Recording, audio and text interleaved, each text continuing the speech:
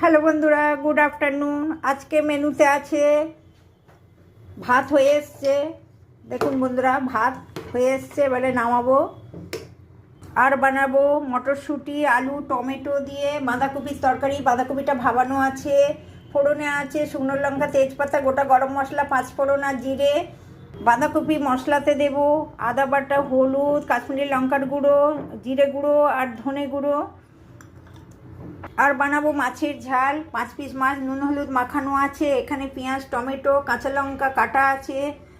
আর ফোড়নে আছে কালো জিরে, কাঁচা লঙ্কা আর জিরে, ধনে, হলুদ আর আদা বাটা দিয়ে বানাবো। এখানে আছে পোস্ত ভেজানো আছে, পোস্ত বাটাটাও মাছে দেব।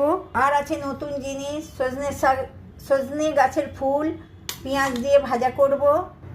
আজকে রান্নাতে এই রেসিপি।